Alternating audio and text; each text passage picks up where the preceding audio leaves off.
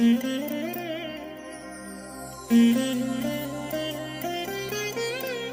దినం పరము నుండి దిగివచ్చు మాట.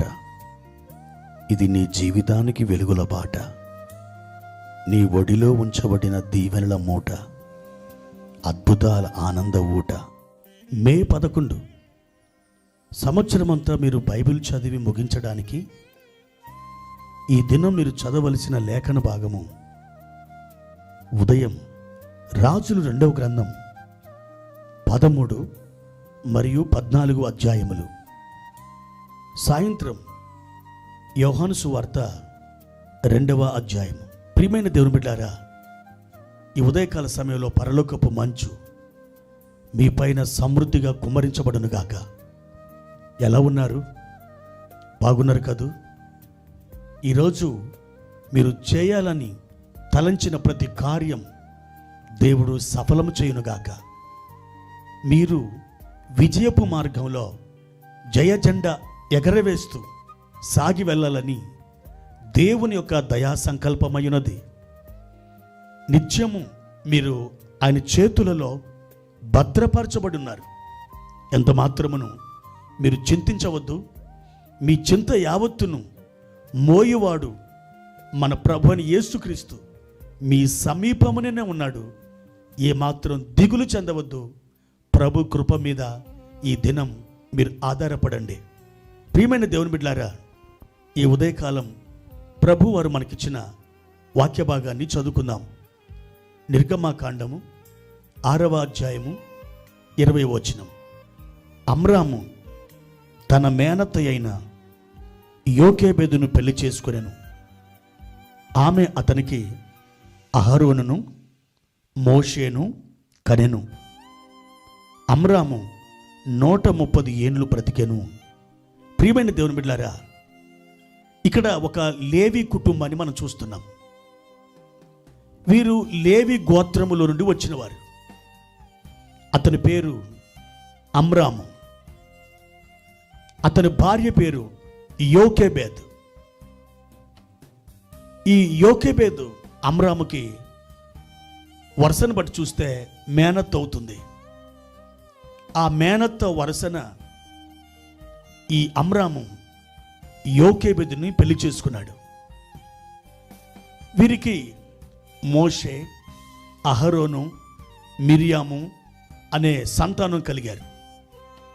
ప్రియమైన దేవుని బిడ్డలారా, ఈ లేఖన భాగంలో వారి పేర్ల ద్వారా ఉన్నటువంటి ఆ భావాలను బట్టి మనం చూసినట్టయితే ఒక అద్భుతమైనటువంటి సంగతి మనకు బయలుపడుతుంది. అమ్రాము అనే మాటకు హెబ్రీ భాషలో దాని అర్థం ఏంటంటే అనుభవము లేనివాడు. యోకేబెద్ అనే మాటకు అర్థం ఏంటంటే యెహోవా మహాత్మ్యము గలవాడు అని అర్థం. అవును దేవుని బిడ్డలారా, అనుభవము లేనివాడునైనా అమ్రాముకి యెహోవా మహాత్మ్యం గలవాడు అనే ఒక బహుమానం దొరికింది. అనుభవం లేని అమ్రాము యెహోవా మహాత్యాన్ని చూడగలిగాడు. ఎలా చూడగలిగాడు? మోషే, అహరోను, మిరియాము అనే అద్భుతమైనటువంటి మహిమను ఈ అనుభవం లేని అమ్రాము చూడగలిగాడు. ఈ ఉదయకాల సమయంలో ప్రభు నీతో మాట్లాడుతున్నారు. ఒకవేళ నీవు నాకంత జ్ఞానం లేదని అనుకొని ఉండొచ్చు. ఒకవేళ నీవు నాకంత జ్ఞానం లేదని అనుకుంటుండొచ్చు. నాకు తెలివి లేదు అని నువ్వు బాధపడుతుండొచ్చు. నాకంత అనుభవం లేదు అని మీరు చాలా నిరాశతో మాట్లాడుతుండొచ్చు. నన్ను దేవుడు ఎలా వాడుకుంటాడు? నన్ను దేవుడు ఎలా దర్శిస్తాడు? నా జీవితంలో దేవుడు ఏ విధంగా కార్యం జరిగిస్తాడు? నేనంత గొప్పవాణ్ణి కాదే, అంత టాలెంట్ పర్సన్ని కాదే అని మీరు బాధపడుతూ మీ దినాల్ని గడిపేస్తూ ఉండొచ్చు.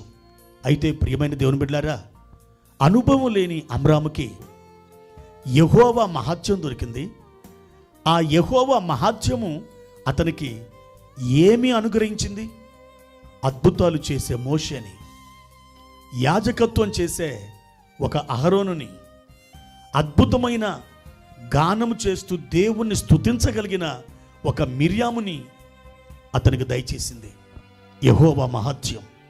అవును, ఈరోజు అనుభవము లేని నీకు, జ్ఞానము లేని నీకు, తెలివి లేని నీకు, పేరు ప్రఖ్యాతులు లేని నీకు, విడవబడి, తృణీకరించబడి, త్రోసివేయబడి, అందరి చేత చీకొట్టబడిన నీకు దేవుని మహత్యం దొరికింది, దేవుని దయ దొరికింది, దేవుని కృప దొరికింది. ప్రియ దేవుని బిడ్డ, నువ్వెంతమాత్రం బాధపడవద్దు, ఎంతమాత్రం దిగులు చెందవద్దు. దేవుడే నాయకునిగా, దేవుడే రాజుగా నీ ముందు సాగి వెళుతున్నాడు. నువ్వు ఎక్కడికి వెళ్ళవలెనో ఆ చోటికి ఆయన నిన్ను తోడుకొని వెళతాడు. అది సమృద్ధి గల చోటు, అది పొర్లి పారుతున్న దీవెనల ప్రవాహం ఉన్నటువంటి స్థలం. అక్కడికి నిన్ను తీసుకుని వెళ్ళడానికి ఆయనకి ఇష్టమైంది. దేవుని స్తుతించు, దేవుణ్ణి మహిమపరచు, ఆయన కృపను బట్టి నువ్వు ఆనందించు. అనుభవం లేని నీకు దేవుని మహిమ, దేవుని యొక్క మహత్యం ఒక అద్భుతమైనటువంటి ఆశీర్వాదంలోకి నిన్ను నడిపించబోతుంది. అట్టి కృప దేవుడు మీకు దయచేయునుగాక. ప్రార్థన. ప్రియమైన తండ్రి, మీ ఘనమైన నామానికి వందనాలు. మా దేవా, అనుభవం లేని మాకు, తెలివి లేని మాకు, జ్ఞానము లేని మాకు మీ మహత్యాన్ని బహుమానముగా ఇచ్చినందుకు వందనాలు. మీ మహత్యము ద్వారా అద్భుతమైనటువంటి పరిస్థితులు, అద్భుతమైన దీవెనలు, అద్భుతమైనటువంటి కృపలు మా యొద్దకు తెచ్చుచున్నందుకు వందనాలు. మా తండ్రి, ఈ ఉదయకాలం మా ప్రియులను దర్శించి, బలపరిచి, దీవించి, వర్ధల చేయమని మీరు తలపెట్టిన ఆ గొప్ప దీవెనలు మా ప్రియుల మీదకి నిండారుగా దయచేయమని యేసు నామమున అడిగి వేడుకుంటున్నాము తండ్రి. ఆమేన్.